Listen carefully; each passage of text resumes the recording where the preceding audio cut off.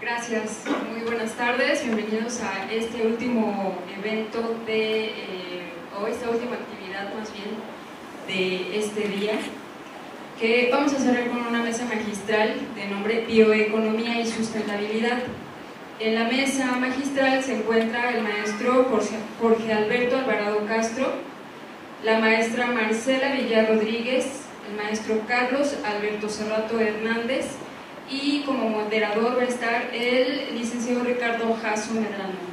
Esperemos que sea de su agrado esta mesa y bueno, pues adelante por favor, gracias.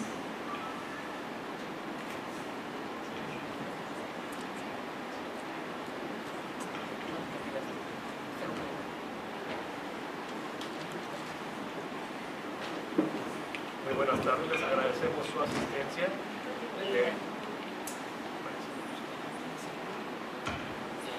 Muy buenas tardes, les agradecemos a todos su asistencia y en particular a los compañeros que van a exponernos el día de hoy sobre este tema muy interesante, es bioeconomía. ¿Y qué les parece si comenzamos con Marce Villar, quien es la coordinadora de la carrera de Tecnología Ambiental, y nos va a exponer la propuesta del principio precautorio que corresponde a la economía ambiental y a su vez nos va a platicar, disculpen, nos va a platicar precisamente del principio precautorio que corresponde a la economía ecológica y por otra parte nos va a hablar en cuanto a economía ambiental sobre el principio de quien contamina paga. Así que sin más comencemos, dejemos que Marce nos explique mejor este tema. Muy buenas tardes a todos. Cuando surgió esta mesa de debate en la elección de los temas sobre sustentabilidad e innovación, surgieron tres temas que dijimos, todos yo quiero participar. Uno que era el punto de la mesa del día de ayer, que fue responsabilidad social. El día de hoy nos corresponde bioeconomía y sustentabilidad y mañana corresponde a salud ambiental. Sin embargo, este tema de bioeconomía es central para comprender mucho de la dimensión ambiental de las problemáticas que actualmente enfrentamos y muy relacionados con pues toda la filosofía, realmente, porque es toda una filosofía acerca de la sustentabilidad, el cual permea, lo estamos viendo actualmente a nivel de políticas públicas, a nivel del Plan Nacional de Desarrollo, incluso a nivel institucional con nuestra universidad, que es uno de los fuertes propósitos, esta consideración filosófica de lo que corresponde a la sustentabilidad.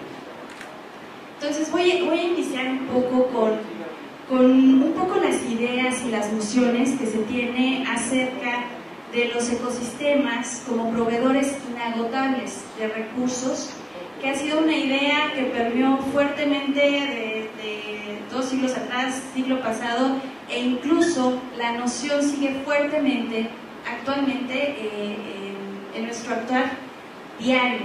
Esta idea de que los recursos son fuente inagotable, que no escasean, lo vemos en la forma en que nos relacionamos con los diferentes recursos, como el recurso agua, ¿no? Que vemos que hay una fuerte problemática en cuanto a su disponibilidad. Entonces es un cuestionamiento, es una situación que actualmente todavía nos seguimos enfrentando.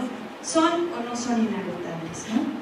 Es el hecho de que sí tienen, son inagotables, o sea, sí llegan a escasear, como es la situación del agua, que actualmente incluso ya vemos problemáticas en comunidades acerca de esta disponibilidad del recurso, la desertificación de suelos, que impacta, por ejemplo, en problemáticas como la seguridad alimentaria, que lo hemos discutido con la maestría, por ejemplo, la pérdida de biodiversidad también, y al hablar de biodiversidad estamos hablando de que este país es entre el 4º y el 6º país con mayor cantidad de recursos naturales.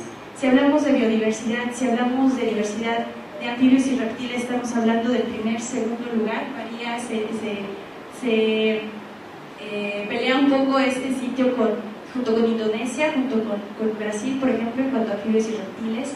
Tiene una alta cantidad de endemismos de plantas, en fin, tiene una biodiversidad altísima que actualmente incluso no conocemos en su totalidad. Entonces, bueno, esta es una de las grandes problemáticas que nos estamos enfrentando actualmente, la pérdida de biodiversidad en diversos ecosistemas de nuestro país. La emisión de gases de efecto invernadero, mucho por los procesos industriales, por los mismos ciclos de vida dentro de la producción de los diferentes productos, que han traído consigo la pérdida principalmente de la calidad ambiental.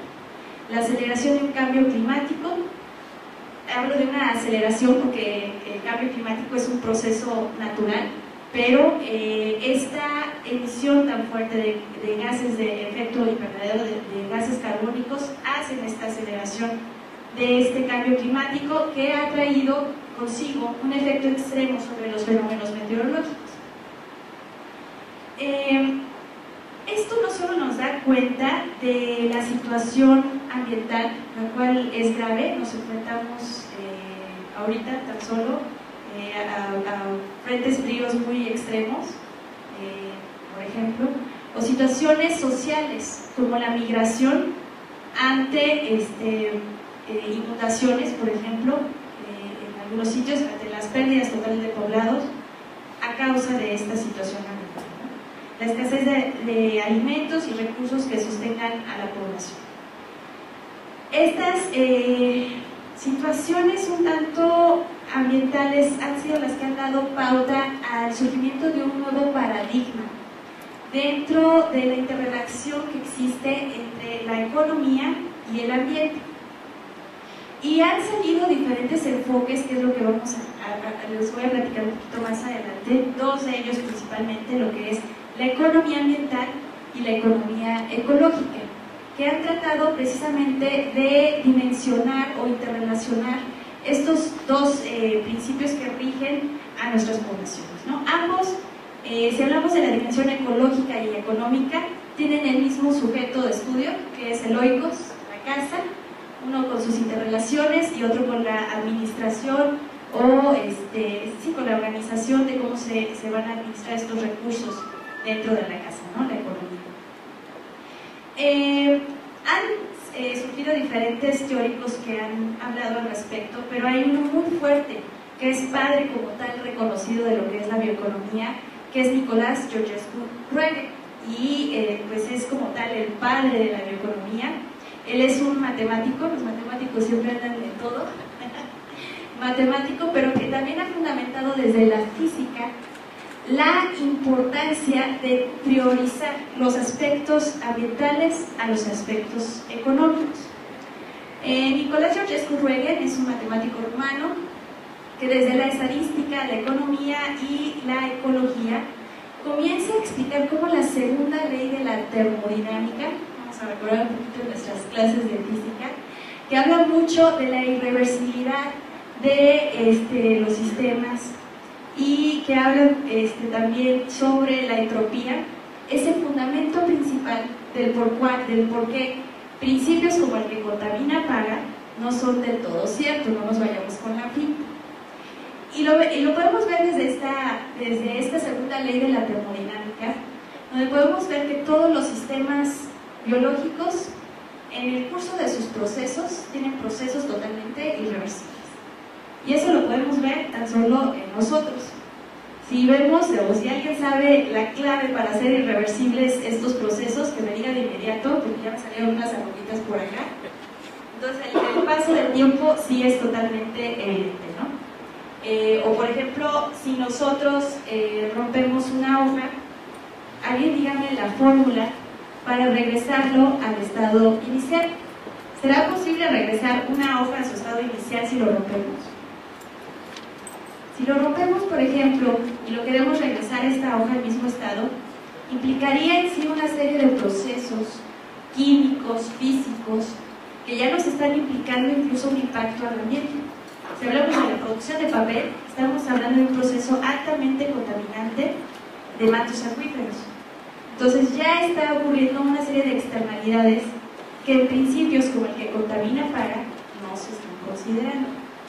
Entonces es un poco cómo Nicolás Georgescu-Roegen empieza a fundamentar la bioeconomía desde estos principios físicos, desde estos principios termodinámicos, Y de aquí parte y surge la gran teoría que es la economía ecológica. La economía ecológica tiene una propuesta un tanto desde los principios y los fundamentos ecológicos hacia los instrumentos y las estrategias económicas que se van a tomar. Muy característico de esta economía ecológica es el principio precautorio. Y el principio precautorio nos habla de si no puedes regresar al sistema, a su estado muy cercano al original, y vas a tener una serie de efectos mucho mayores o mucho peores al momento en el que estaba, con una mayor dispersión de contaminantes, mejor no lo hagas, toma otra alternativa, ¿no? Esto es contrario al principio del que contamina paga, donde las herramientas y los instrumentos económicos sobresalen a los principios ambientales, ¿no? Lo cual entonces nos habla de que no se están considerando todas las externalidades que conlleva un daño ambiental, como es el caso que recientemente tuvimos en Sonora, donde podemos ver al tiempo de contaminar este río con sulfato de cobre. Quiero encontrar los nombres exactos de los ríos en Sonora. Los ríos Bacanuchi y Sonora tuvieron una alta contaminación de sulfato de cobre, y que aún en estos momentos actualmente no se logra resarcir del todo. Tiene unos daños totalmente irreversibles que ningún costo económico va a lograr subsanar los daños a las personas. O sea, las personas que consumen ya este sulfato de cobre van a tener de inmediato un daño en sus sistemas biológicos, y no se considera esta externalidad dentro de los costos. De hecho, es imposible que cualquier costo logre vencer lo que es la termodinámica. Ningún costo logra, por más que sea la mejor cremita, no logra regresarnos a nuestro estado de como cuando teníamos 4 o 5 años. Lo mismo que nos sucede a nosotros, le sucede a los ecosistemas. En el paso del tiempo, en el paso de los diferentes daños ambientales que enfrenta, es imposible regresar a estos ambientes a su estado original. Entonces, de ahí mucho la crítica y el cuestionamiento a este tipo de políticas, como el que contamina paga, que sean realmente la panacea, realmente son un paliativo a los daños ambientales. Yo quería que cuando fuera este coloquio estuviera con nosotros Enrique Leff. No fue posible. Él es un gran teórico que ha profundizado mucho en esta discusión acerca de ambos principios, ambas teorías, tanto la economía ecológica y la economía ambiental.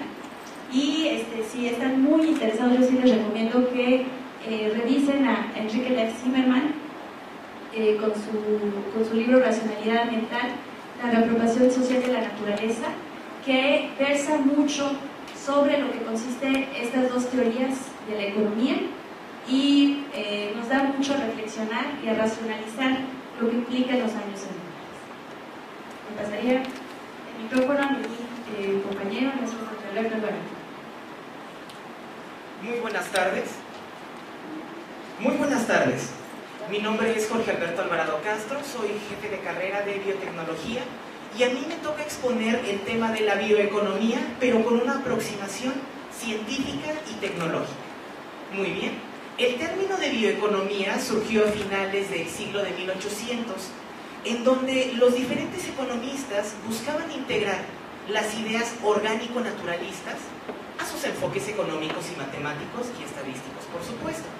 Esta es una manera de entender la bioeconomía.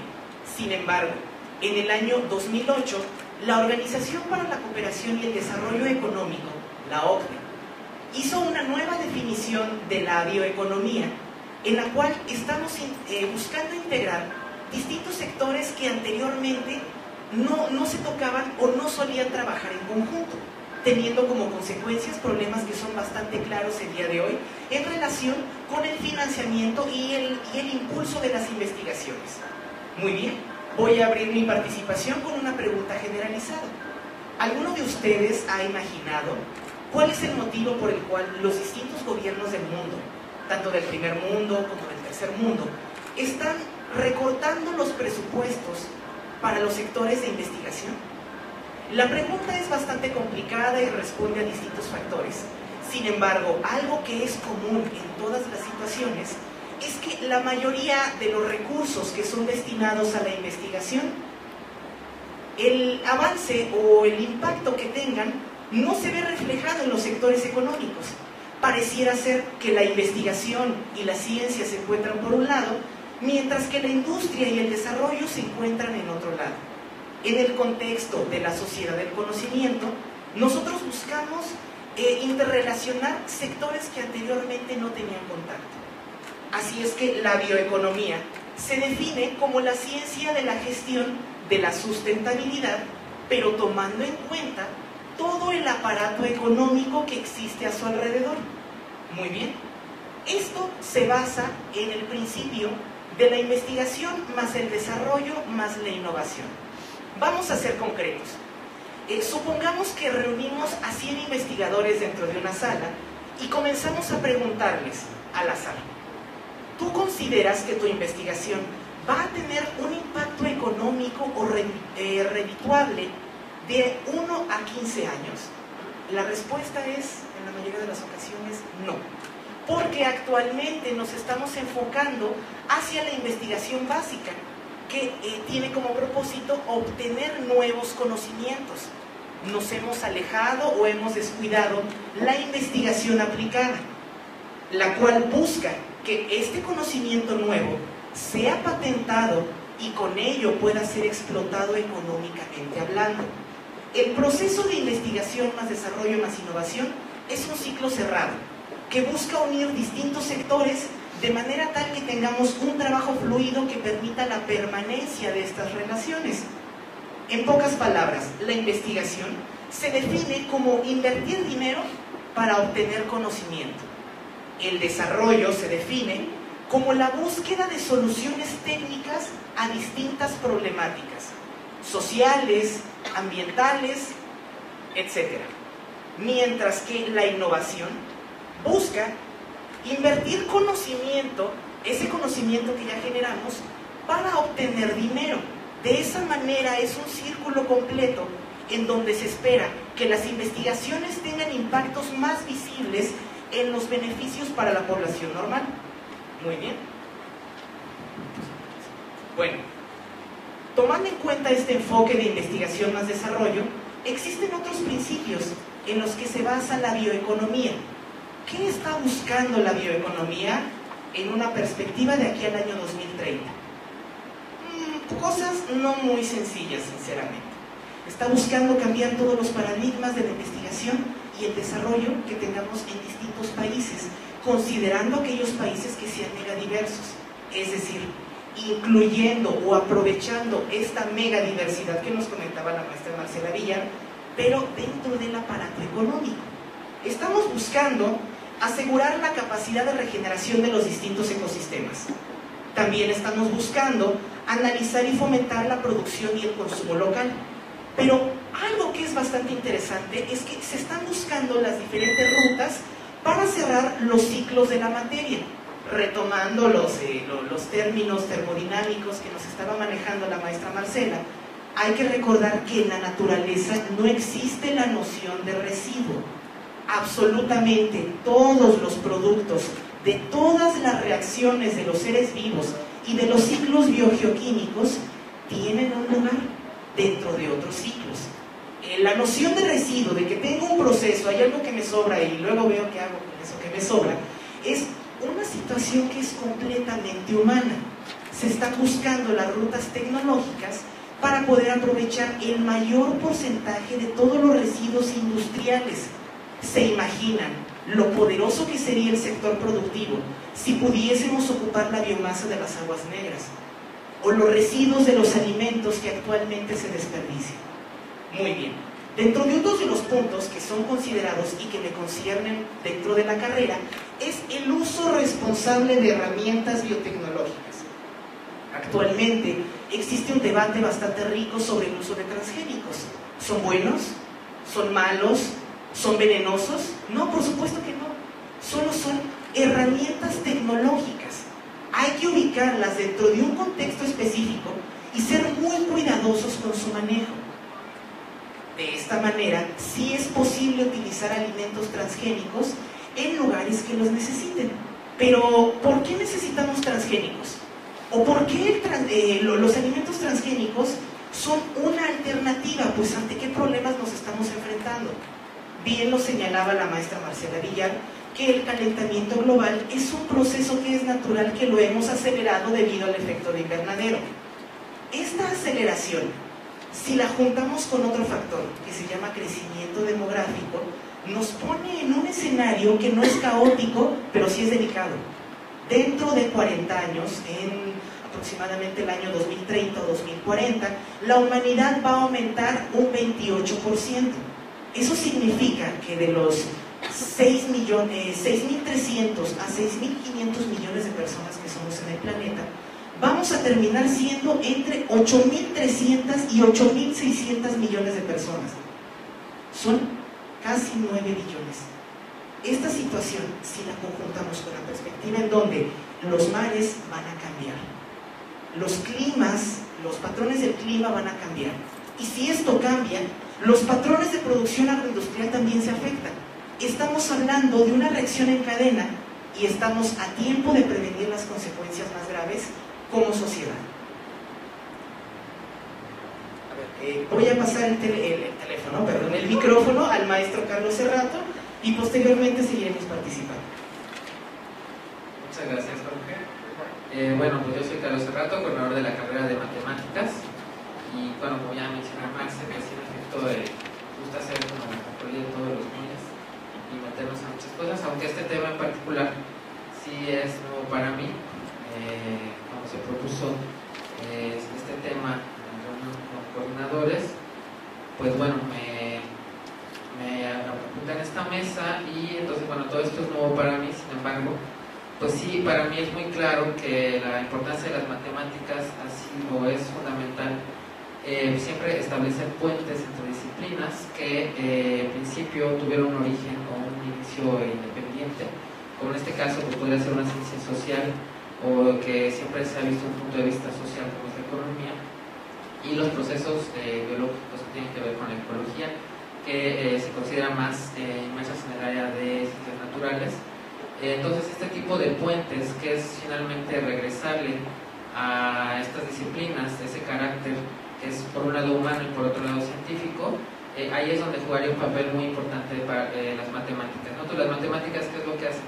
Pues finalmente establecer modelos, ¿no? Modelos que en este caso establecerían relaciones entre los procesos económicos y lo que son los procesos naturales, que bueno, ya como se ha mencionado en participaciones anteriores, no están separados, ¿no? O sea, no se puede desligar lo que es el acontecer o la evolución económica, que es algo bueno inherente al ser humano, pero que tiene un gran impacto en todos los ecosistemas y en todo el planeta. Entonces verlos de una manera sin relacionarlos entre sí, sí podría estar atrayendo, ¿no?, consecuencias graves en lo que es el deterioro del planeta.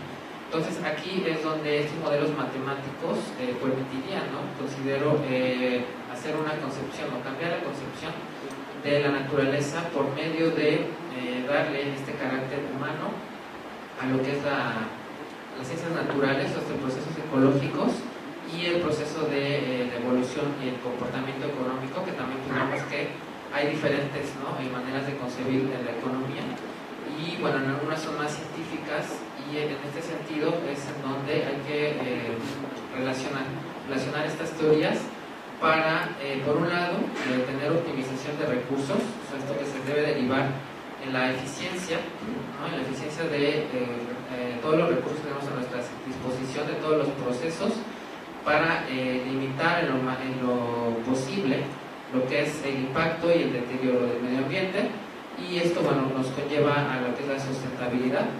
De ahí es donde las matemáticas ahí tendrían que jugar este papel de, por un lado, bueno, hacer eficientes los procesos que nos permitirían ahorrar materiales, también ahorrar energía o hacerla más eficiente, de tal manera que, por un lado, estos residuos de los que hablaba Jorge, que ahorita nos menciona que, bueno, en efecto, ¿no?, estos residuos finalmente no desaparecen, sino que ahí van a jugar otro papel en algún otro proceso.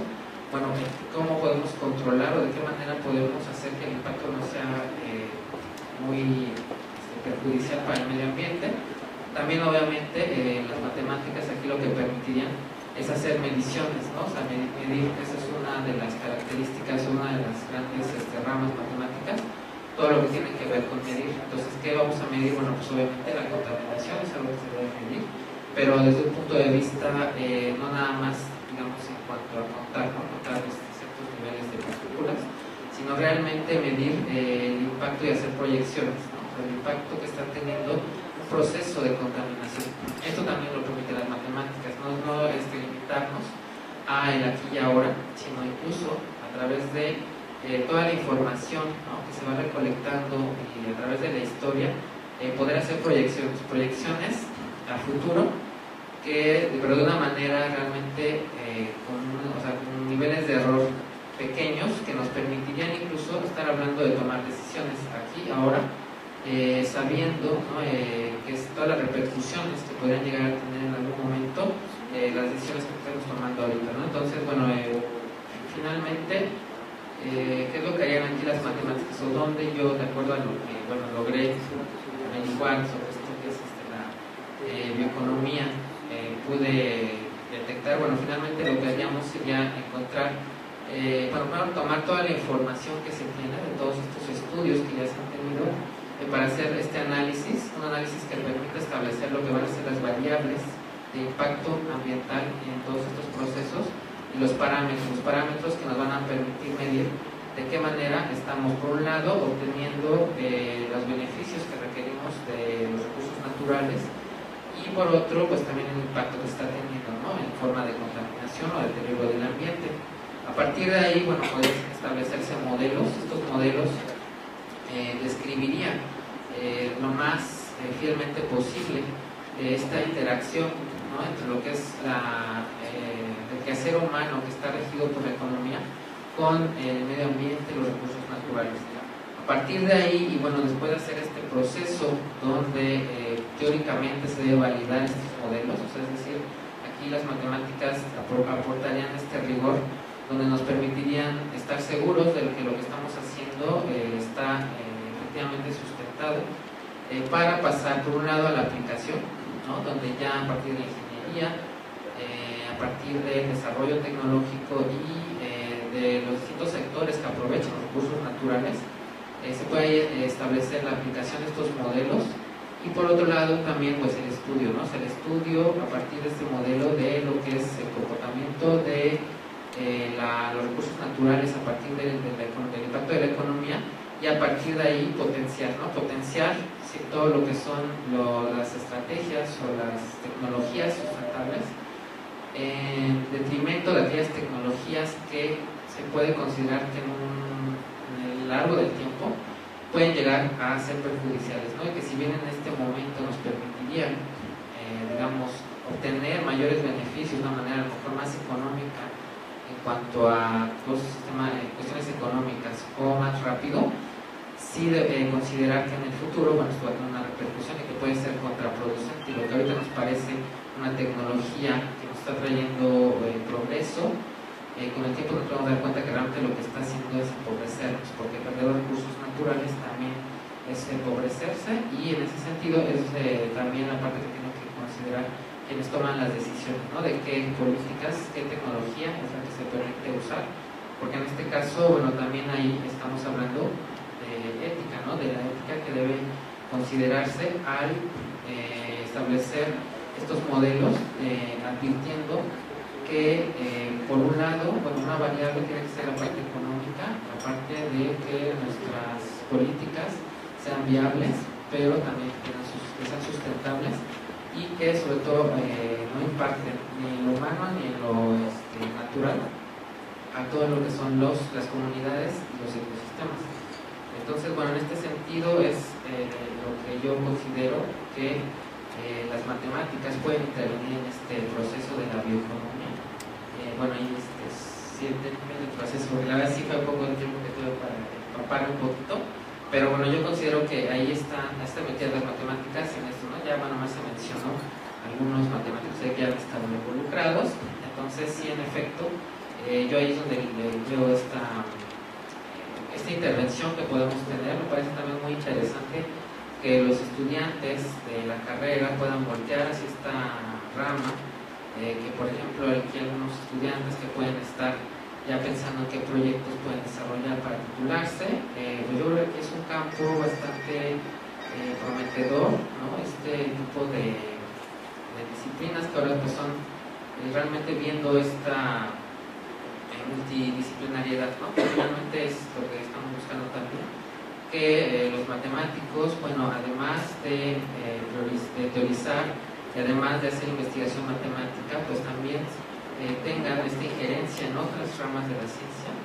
y que ahí se vean, ¿no?, todas estas herramientas y toda esta tecnología matemática que se ha desarrollado a lo largo de tantos años, pues que pueda tener este impacto positivo, y que al momento de aplicar la tecnología, al momento de aplicar las políticas en la economía y en el ambiente, pues tengan un impacto positivo más que nada, ¿no?, reduciendo lo más posible, ¿no?, porque también, como mencionan, es imposible hacer procesos 100% limpios, 100% que no tengan ningún tipo de residuo, pero bueno, reducir estos residuos de tal manera que nuestro planeta pues pueda, por medio de sus procesos naturales, pues finalmente reciclarlos y encargarse de todos esos procesos naturales de sustentabilidad, ¿no? Entonces, bueno, esa sería mi participación inicial.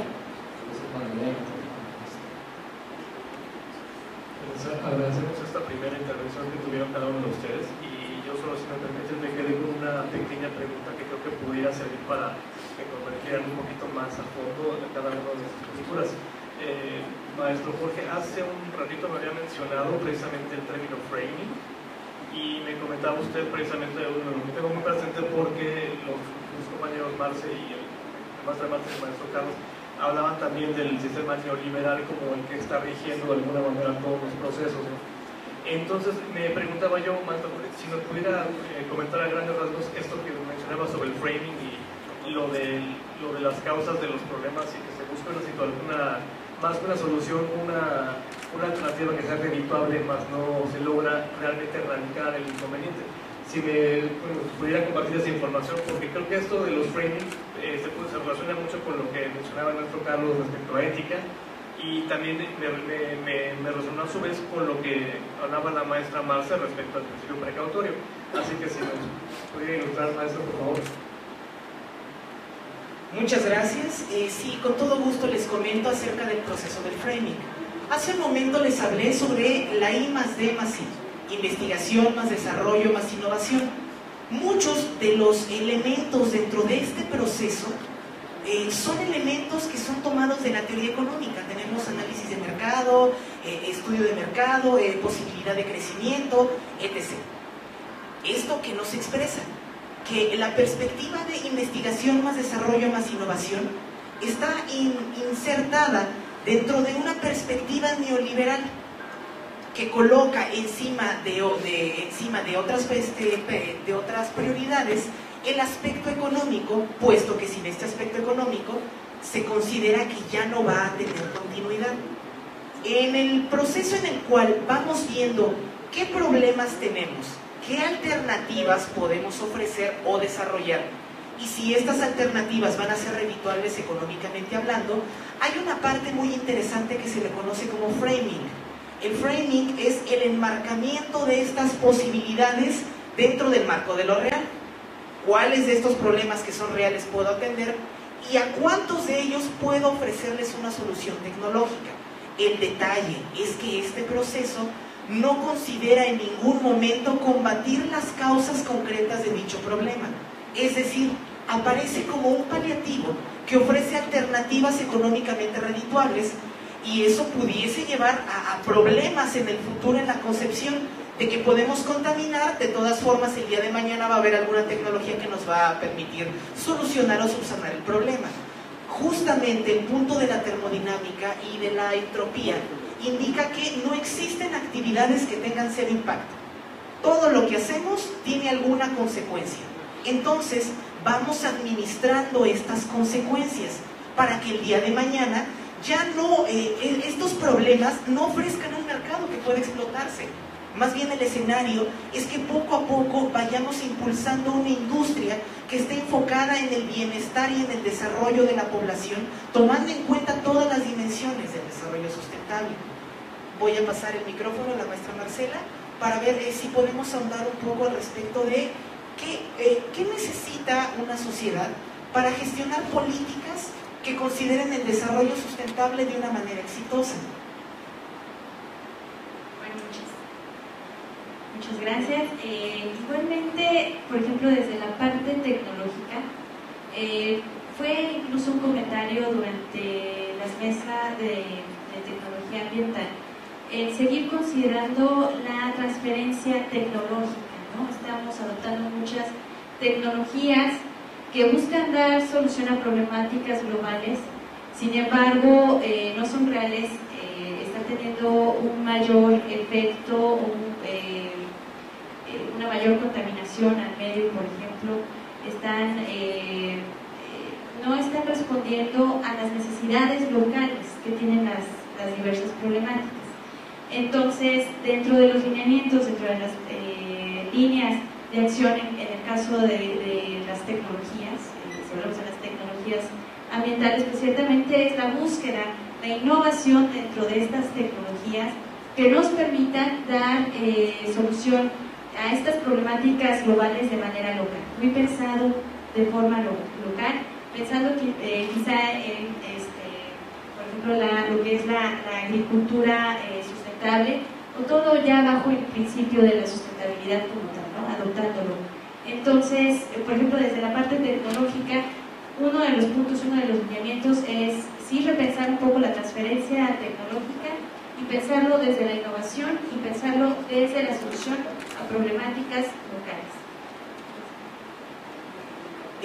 Me gustaría ahondar un poco en los escenarios a futuro de la I+D+I. ¿Cómo sería un planeta en el año 2150? Considerando estas perspectivas de crecimiento bioeconómico y biotecnológico, se distinguen los beneficios en 4 principales sectores, todos ellos con propuestas que se encuentran actualmente en desarrollo. ¿Okay? Los sectores son el sector alimentario, el sector de salud, el sector industrial y el sector ambiental. Dentro del sector alimentario estamos pensando en una industria que utilice alimentos transgénicos y nutracéuticos, pero con prácticas de ecointensificación. El día de hoy parece como que estuviésemos juntando el agua con el aceite, sin embargo sí es posible y se llama mayonesa. Búsquenlo, sí se puede juntar el agua con el aceite, solo hay que encontrar la manera. ¿Por qué? Porque las prácticas de ecointensificación buscan elevar la productividad agrícola o agropecuaria, pero con el menor impacto o con propuestas que sean bastante saludables para el medio ambiente. Mientras que los transgénicos, el propósito de los transgénicos es tomar características que no pertenezcan a ese individuo, a ese organismo, que pertenezcan a otras especies o incluso a otros reinos, y de esta manera que el organismo que estamos modificando pueda resistir un entorno afectado por los eventos climáticos o los efectos de la contaminación o cualquier situación que no estemos previendo en estos momentos.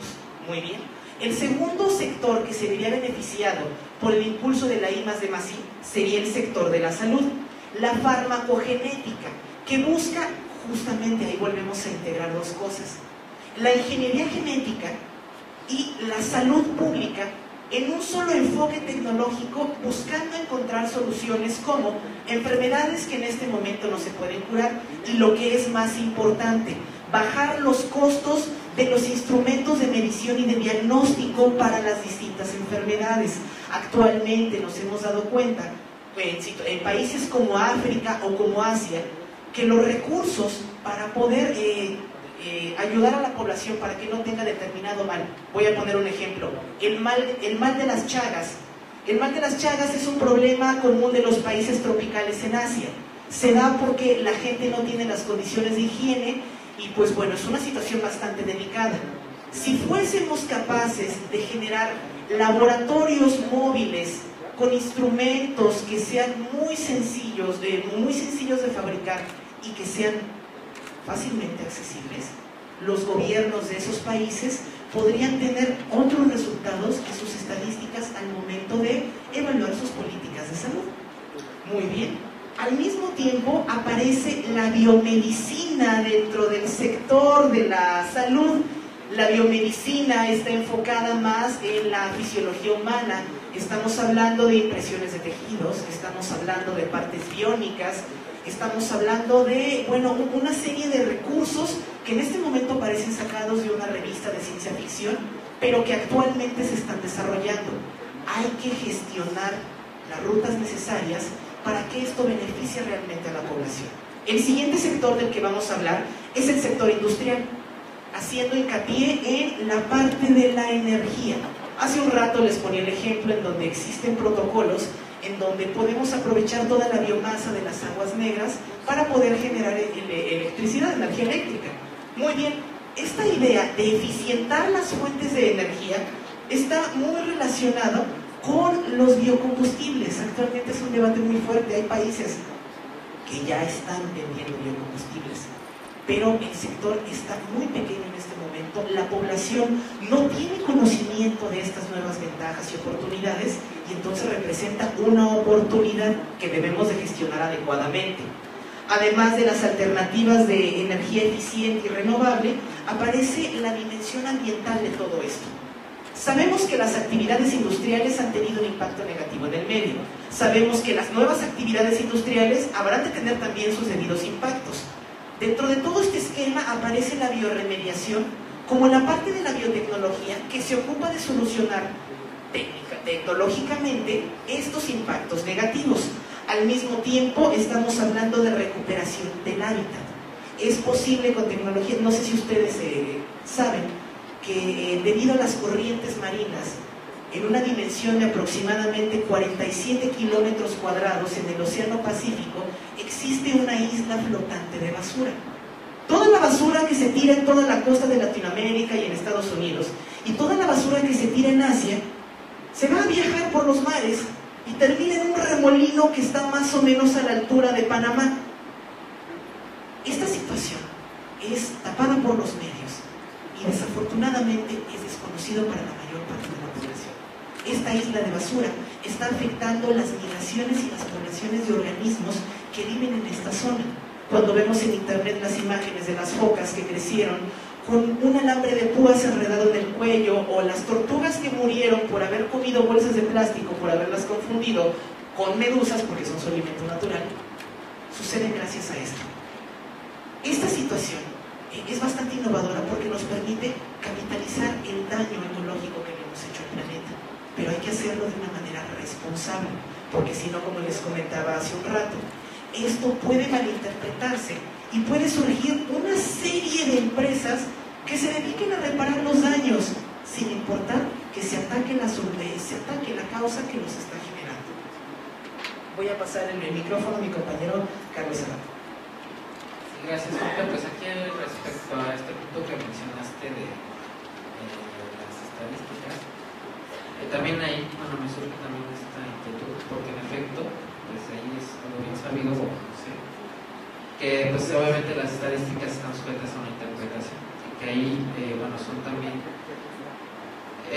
pueden funcionar como un justificante, o decir más bien así se han utilizado históricamente como para justificar ciertas medidas, pero que realmente, porque realmente ahí es una manipulación de los datos que no es, bueno, que es para beneficiar o para influir en que el resultado sea positivo o negativo, según se requiera, según quien en este caso esté realizando el estudio. Entonces ahí, pues otra vez es retomar esta parte de la ética, pero sobre todo la importancia del rigor matemático en hacer este tipo de estudios, ¿no? Porque finalmente eso es lo que va a permitir determinar si esos resultados que se están ofreciendo como pruebas para ver si un proceso o una política están teniendo impacto positivo o negativo, que realmente esos estudios están arrojando algo certero, ¿no? Algo que podemos considerar como confiable, porque bueno, sí, en efecto ha habido casos donde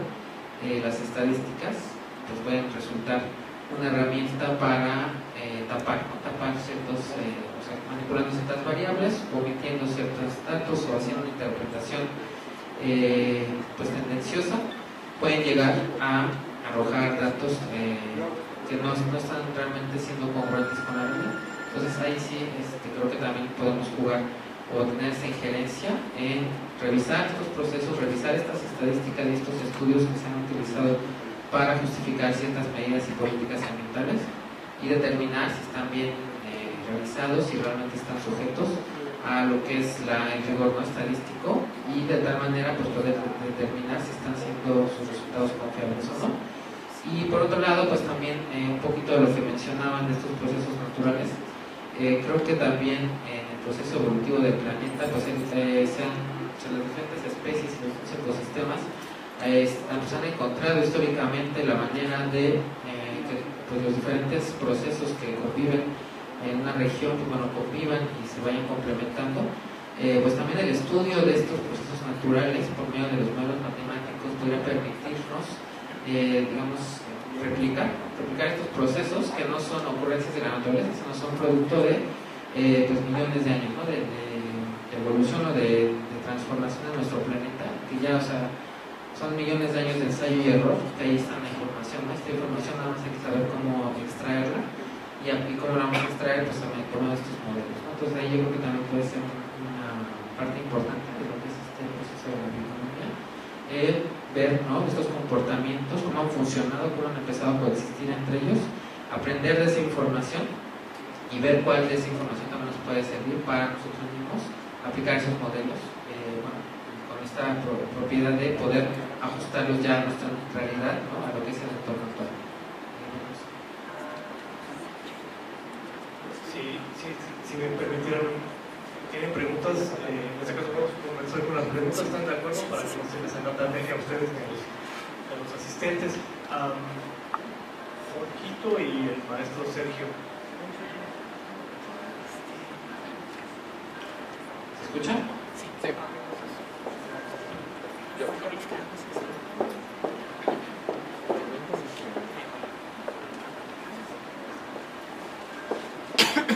Gracias.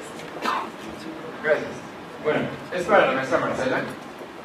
Hablabas de los ecosistemas y de un asunto de la migración y que todos estos seres vivos y demás van a cambiar o tienen que cambiar.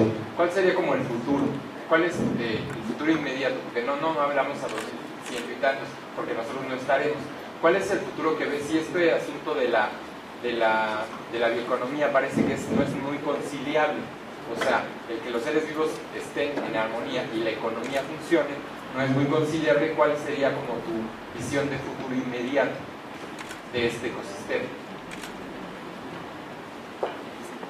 Bueno, en cuanto a las migraciones humanas, el futuro ya nos alcanzó. O sea, ya estamos viendo este fenómeno donde el mismo efecto del cambio climático,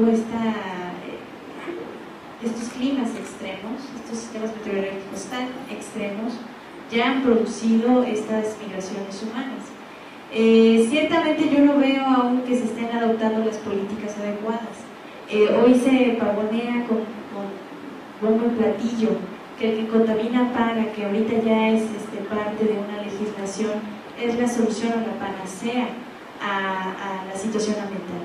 Entonces sí es un trabajo que no esperaríamos que se pueda hacer, es un trabajo que incluso ya estamos haciendo desde la educación ambiental, lograr conceptualizar e interiorizar lo que implica todos los procesos productivos, todo lo que nos implica el uso de plásticos, todo lo que nos implica todo un mercado del PET, por ejemplo, que pareciera un tanto benéfico en cuanto a reciclaje, pero está generando otro mercado y se está haciendo un círculo vicioso, ¿no? Entonces sí es seguirlo trabajando desde la educación ambiental, seguirlo trabajando desde la visión de las diferentes carreras. Por ejemplo, aquí en tecnología ambiental sí se ha procurado que se hagan estos debates acerca de la economía ecológica, economía ambiental a través de economía y ambiente, o ética ambiental, que también por acá nos acompaña la que era profesora de ética ambiental. Entonces son debates que se promueven desde el sector educativo, porque desde aquí pueden ser apuntalados los cambios, sobre todo en un cambio de paradigma que nos ayude a tomar políticas públicas clave para ir disminuyendo este deterioro ambiental que inevitablemente ya con nuestra existencia es ya un hecho, ¿no? Entonces ir trabajando estas partes de deterioro ambiental y sí, por ejemplo, que en vez de que se considere estas políticas de que contamina paga, sea el principio precautorio, los principios ecológicos, un mayor conocimiento de los ecosistemas que nos permita tomar las políticas adecuadas. Entonces yo creo que se lleva el futuro, el futuro ya estamos un poco en él, pero vamos empujándolo y apuntalándolo desde la educación ambiental. Gracias. Buenas tardes, mi pregunta es para ustedes porque va enfocada, a mi duda es si conocen o han manejado algún modelo matemático para poder de alguna manera visualizar el futuro que también preguntaba el maestro, porque si bien es cierto, las decisiones que se toman hoy en día están basadas en modelos matemáticos. Entonces yo quisiera saber si alguno de ustedes maneja algún modelo ya que conozca o que vea realmente la solución de todos los problemas que ustedes aquí mencionaron. Actualmente existe un proyecto de la OCDE también, que es un trabajo interdisciplinario y bastante arduo para poder definir los indicadores de crecimiento económico. Son tantas las variables que no se puede manejar un simple modelo. Actualmente se intenta recuperar las experiencias más exitosas en el momento de la evaluación del impacto positivo de los modelos de desarrollo social que se han tenido en Brasil principalmente. Sin embargo, dentro del documento se advierte que este trabajo se espera hasta dentro de 17 años. Mientras tanto, aquí hay que ser muy claros con esto. Estamos hablando de escenarios reales y de perspectivas a futuro. Tenemos que actuar justamente en medio de estos dos campos, porque como bien, el hoy, el día de mañana va a pasar y el mañana no nos va a tocar. Sin embargo, estamos en un momento coyuntural en donde debemos de enfocar a los estudiantes para que puedan ampliar su visión y puedan crecer como adultos productivos conscientes de estos cambios de paradigma. Me gustaría extender un poco esta explicación relacionando el impacto de la investigación más el desarrollo más la innovación con los índices de empleo y con los índices de egreso de los distintos sistemas educativos. Dependiendo de los países, la I+D, que originalmente así se llamaba, ya luego integraron las TICs y entonces ya se llama I+D+I. Pero bueno, principalmente es el mismo espíritu. Es poder contar con recursos para investigar algo que sea útil, poder contar con los elementos que son necesarios para resolver una problemática que sea rentable económicamente y que entonces ese dinero me sirva para mayor investigación. Los países del primer mundo han puesto en práctica estas ideas dentro de sus modelos formativos y actualmente sus ofertas educativas satisfacen las necesidades de su sector productivo, algo que no sucede en otros países. Aquí la Secretaría del Trabajo tiene el Observatorio Laboral Mexicano, en donde podemos ver estadísticas de qué es lo que estudia la gente y de esa gente cuántos se titulan y de los que se titulan, bueno, cuántos son económicamente activos y de ellos cuántos ejercen algo relacionado a su área o algo distinto a su área. La I+D+I nos ayuda a enfocar estas ideas, pero como dice la maestra Marcela, hay que tener cuidado porque pues bueno, el mercado del dinero es un mercado muy exigente y muy dinámico. Entonces tenemos que tener cuidado con aquellas personas que quieran hacer un nuevo mercado del nuevo mercado del nuevo mercado. Lo importante aquí es buscar alternativas, ¿ok?, que resulten, no generar alternativas por generarlas. En la medida en la que nuestros sistemas educativos sean conscientes de cómo integrar las necesidades del sistema industrial y del sistema productivo, podremos garantizar que nuestros egresados puedan trabajar. Por ejemplo, ciencias biológicas es un área que está pegando muchísimo. En el Observatorio Laboral Mexicano somos de los más bajos. Sin embargo, los indicadores de la OCDE dicen que esto va a cambiar en los próximos años. Estamos preparando el terreno para ese país dentro de 50 años, dentro de 100 años, para que pueda contar con los profesionistas que puedan solucionar las distintas problemáticas y no tengamos que, pues bueno, pedir a especialistas de empresas extranjeras o de institutos extranjeros, puesto que tienen visiones que son diferentes a lo que es local. Y lo que es local debemos de impulsarlo porque es valioso. Voy a pasar el micrófono, no sé si alguien tiene alguna otra duda.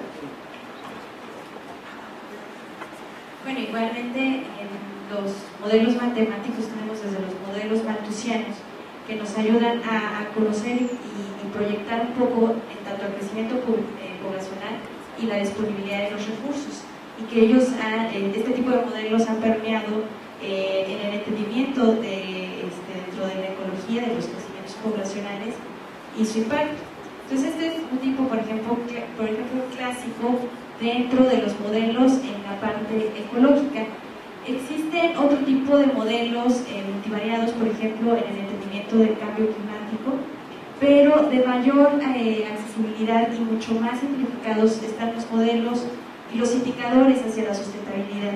Y uno que es accesible a todos, entendible a todos, que nos ayuda a entender un poco más sobre estos principios como el principio precautorio, es la huella ecológica, donde va a medir, a referenciar un tanto nuestro impacto en cuanto a consumo de alimentos, en cuanto a hábitos como transportación, tipo de iluminación que tenemos, consumo de agua. Este tipo de modelos son muy básicos, muy sencillos y accesibles, y están disponibles en la red.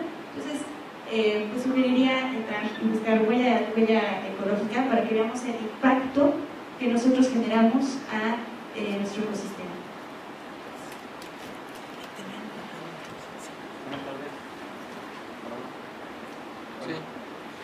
Pues así, ¿no? Buenas tardes.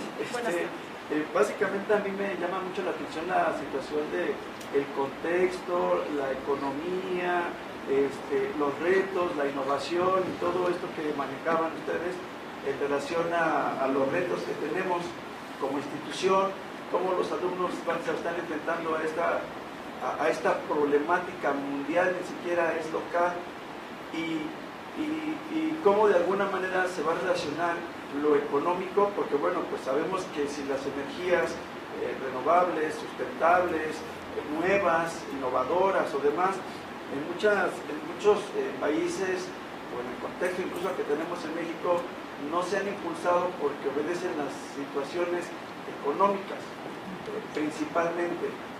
En esa situación nosotros como universidad debemos de tener esa sagacidad, ese ímpetu que además lo veo en muchos de nosotros, de decir, poder impulsar, y nos vamos mucho a la situación de la economía mundial, pero no solamente porque no solamente en ese contexto, sino que habría que determinar cuáles son los tipos de alumnos que tenemos, y los alumnos que tenemos en ocasiones están en regiones apartadas con las necesidades reales, y ahí es donde realmente tenemos que impactar.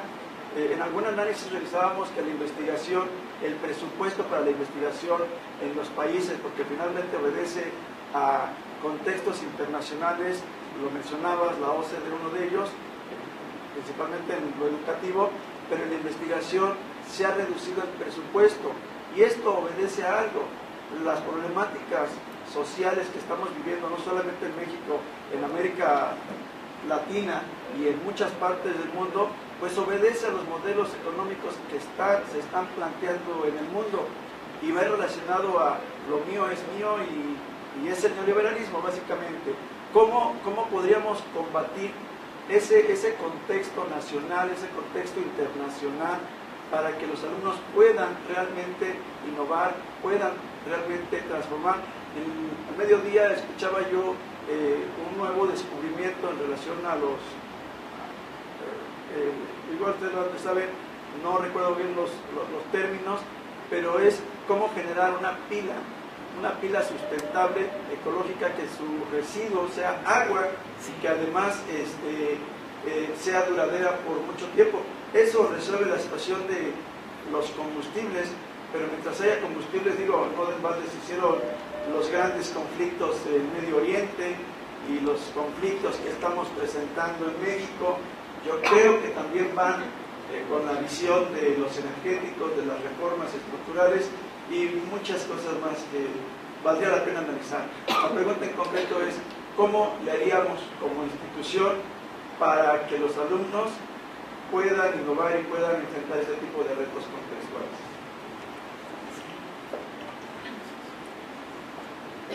Bueno, pues sí es un gran reto. De hecho, afortunadamente ya hemos visto los proyectos terminales de los estudiantes que sí están teniendo esta sensibilidad, esta sagacidad sobre un tanto las problemáticas ambientales. Lo vimos ayer, un proyecto que iba orientado hacia seguridad alimentaria, que estaba dando respuesta a la situación de Chihuahua, donde están ocurriendo esta serie de suicidios masivos por la falta de disponibilidad de alimentos en la Sierra Tarahumara, ¿no? Entonces ya estamos viendo estudiantes que tienen esta sensibilidad ante estas problemáticas socioambientales y que están realizando propuestas para trabajar, por ejemplo, en este caso, la pérdida de suelos a través de la desertificación. El día de hoy tuvimos también un proyecto sobre escuela segura que tiene que ver mucho con estas políticas públicas, con este modelo, pero en el que nos vamos montando para hacer propuestas a nivel local, a nivel comunitario y tener un mayor impacto. Entonces sí, afortunadamente lo vamos viendo un poco en esta proyección que van teniendo los alumnos en su trabajo. Sí es algo que tenemos que profundizar epistemológicamente con todos los elementos para brindar estos espacios críticos. La universidad de esta institución como casa de estudios, pues principalmente es fomentar estos espacios de discusión de estas teorías, qué es lo que implica, y apuntalarlo para en la sociedad tenga un mayor impacto a través de las comunidades. Entonces ya afortunadamente va dándose cuenta uno que sí, los proyectos están orientados hacia allá, pero tenemos ciertamente que promover más foros como este para que se den las discusiones, para que se dé el fortalecimiento epistemológico y para que realmente salgamos y apuntalemos a la sociedad estos cambios que son necesarios.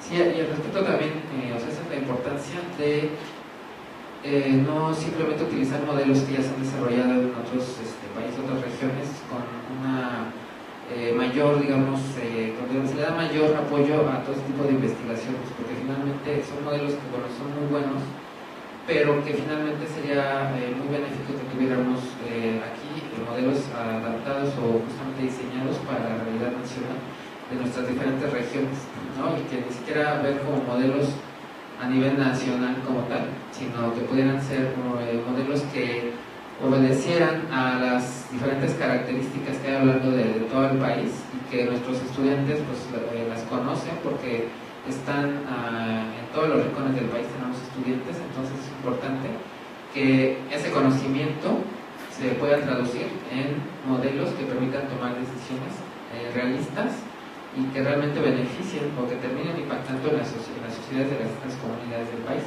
Entonces eso yo creo que es algo muy valioso que instituciones como la nuestra pueden aportar a resolver muchos problemas y también a mejorar, ¿no?, las condiciones de vida de una manera sustentable a lo largo de todo el país. Entonces, creo que, bueno, también por eso es importante que nuestros estudiantes estén ya teniendo este tipo de proyectos que han mostrado en este coloquio, donde en efecto, o sea, son innovadores y están atendiendo a necesidades muy concretas, ya fuera de cuestiones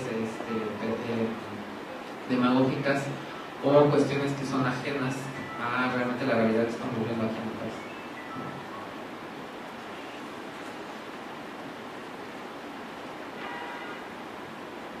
Si no queda ninguna otra pregunta, entonces quizá ¿quieren agregar algo ustedes?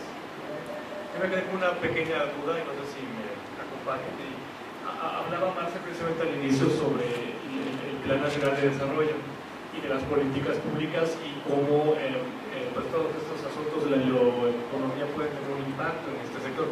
Mi pregunta iría, hablando de las proyecciones matemáticas, los modelos y los estudios que estaban comentando ustedes, Por ejemplo, ¿qué tan válido es un estudio, por ejemplo, realizado en un país, entre comillas, del primer mundo? ¿Qué tan válido resulta este estudio como para proponer alguna nueva estrategia que se integra al Plan Nacional de Desarrollo? ¿Qué tanta atención o qué tanto peso tiene un estudio, con resultados concretos, qué tanto peso tiene de acuerdo a la región de la que proviene, y cuando quizá hay países, como comentaban ustedes mismos, en el que la realidad no es la misma que la nuestra, pero quizá hay países cuya realidad es más similar a la nuestra y sin embargo no se les da la misma trascendencia? ¿Qué pudieran aportar en este sentido?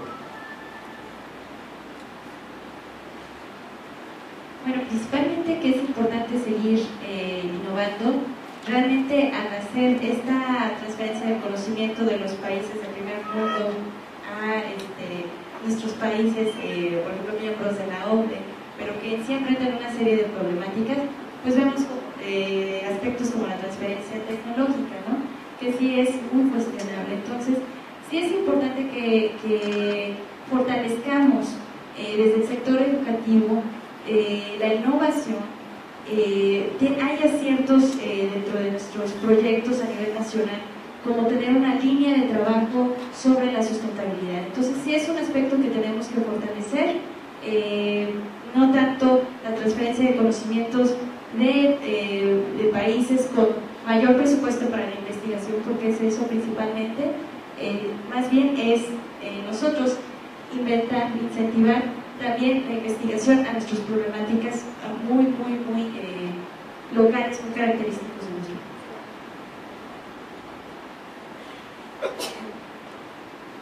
Gracias, Marce. Y creo que seguimos por acá. ¿Alguien tiene alguna otra pregunta, algún comentario? Tenemos la oportunidad de contar con 3 expertos en sus materias y a mí lo particular me está gustando mucho, me siento entusiasmado, y si ustedes quisieran pues, indagar un poco, sería una excelente oportunidad. Por allá, muchas gracias.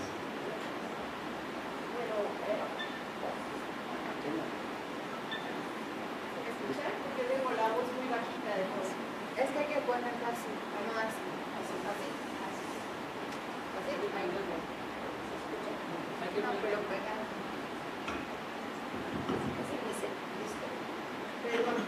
Primero que nada, pues muy interesante la plática. Yo no sabía mucho de lo que era la bioeconomía. He trabajado más en el cambio climático, particularmente en un estudio que se hizo en Centroamérica, que era un estudio de actividad que se basó en el estudio Stern, pensando en esto de las cuestiones de cómo tomas un estudio que se hace en un país con condiciones bien diferentes, en este caso Inglaterra, y después tratas de adaptarlo a los países centroamericanos y tratas de adoptar aquellas cosas que pueden ser rápidas, vamos a decirlo como se usa en el medio, tropicalizar los modelos matemáticos, particularmente, sobre todo en el tema del cambio climático, donde tienes un mundo de modelos para diferentes aspectos, porque es muy multidisciplinario el tema del cambio climático.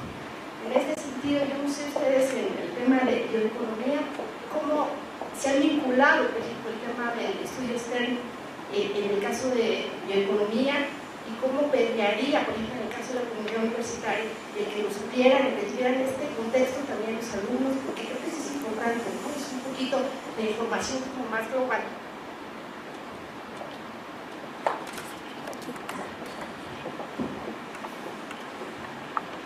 Sí, por supuesto, dentro de la revisión de las distintas perspectivas y alternativas a las problemáticas, aparece siempre este problema.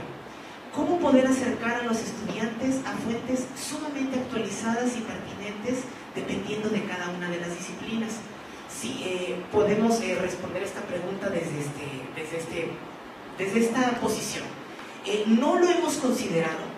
Sin embargo, estamos trabajando para que los estudiantes puedan obtener licencias compartidas y escolares de revistas electrónicas, y de esta manera van a poder acercarse a un campo de conocimiento que pudiera parecer que está muy lejano, pero que basta con un poco de gestión para que los estudiantes puedan realizar sus actividades con información que sea pertinente completamente.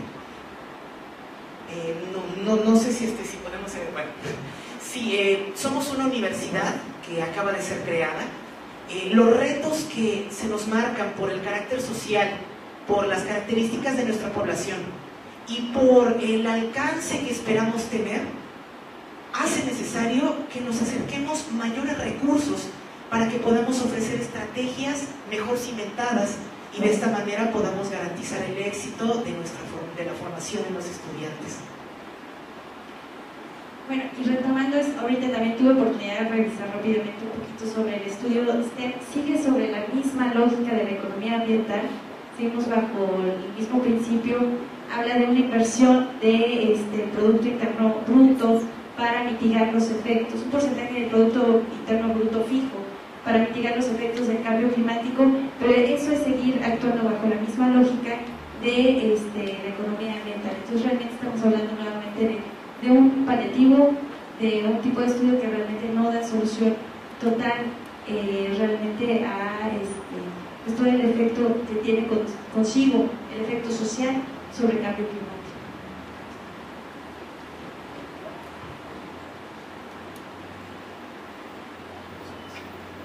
Una última pregunta, un comentario, estamos todavía reunidos y si no tuviesen, maestra, por favor.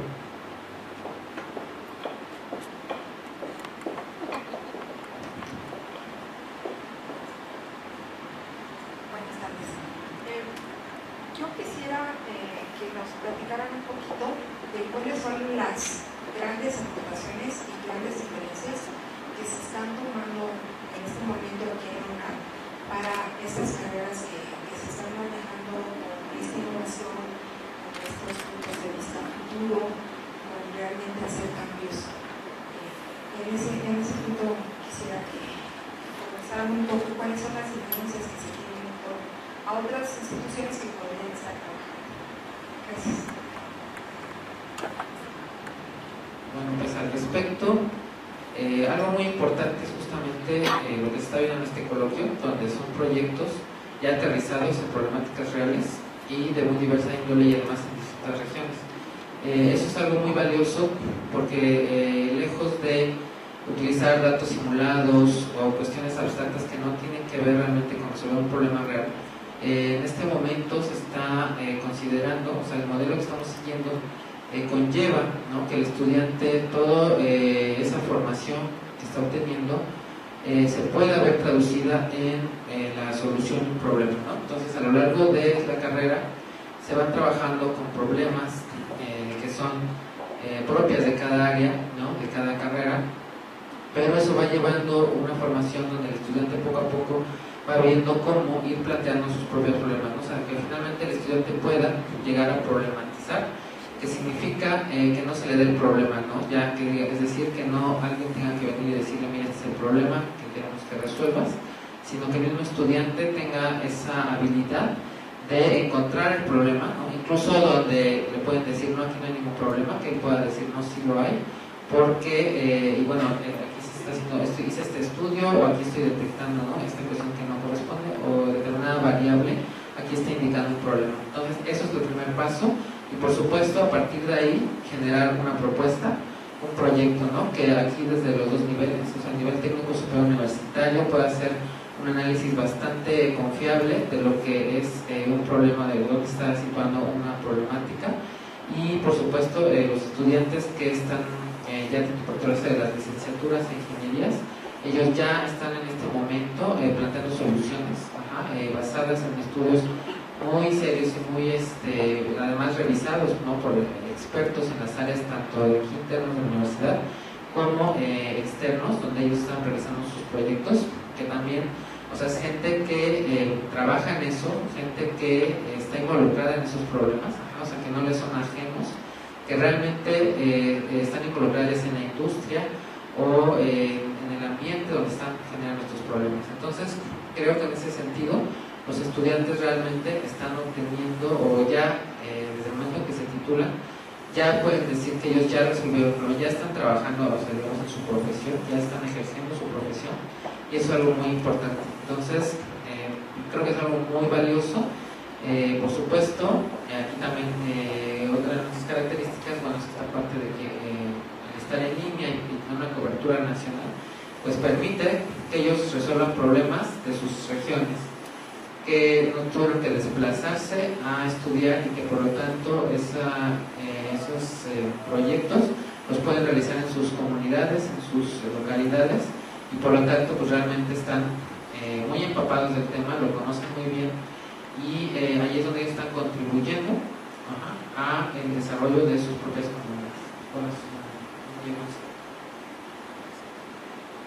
Bueno, también esta universidad tiene un potencial enorme. A propósito de la conferencia de la mañana acerca del conocimiento en redes sociales, este conocimiento en red, este inteligente colectivo que tiene la universidad es único, no encontrable en cualquier otra institución, por ejemplo, de un sistema presencial. Nuestros alumnos se encuentran absolutamente en todo el país y se enteran de las problemáticas, en este caso, por ejemplo, ambientales, de primera fuente a través de sus propios compañeros. El caso del río Sonora no les es ajeno porque tienen compañeros en Sonora que en efecto ahorita no tienen disponibilidad de agua y que tienen que dar solución a ese tipo de problemáticas, que tienen un vecino que ya tiene envenenamiento por sulfato de cobre. Entonces se enteran de primera fuente a través de sus propios compañeros de las situaciones reales ambientales. Ya no es una situación a través aislado de una página, un periódico, una tercera fuente, ¿no? Son a través de sus propios compañeros que se enteran de las situaciones ambientales actuales. Es un inteligente colectivo con diversas intereses, con diversas situaciones, y esta es una de las fortalezas y una de las áreas de oportunidad más grande que tiene esta universidad, su fuente de conocimiento. Ya para cerrar esta participación, me gustaría añadir que las características del modelo educativo hacen necesario que nuestros estudiantes aprendan a administrar y organizar su propio tiempo. De esta manera, este modelo educativo forma profesionistas independientes y seguros de encontrar las soluciones dentro de los distintos campos de conocimiento y problemáticas, puesto que forma parte del espíritu de la universidad. Significa a distancia, pero no significa solo. Sin embargo, del otro lado de la pantalla tenemos estudiantes que deben de tener la capacidad de conjuntar sus distintas ocupaciones a lo largo del día para poder destinar un momento a la crítica y al análisis que le exigen las actividades que va realizando en cada una de las asignaturas.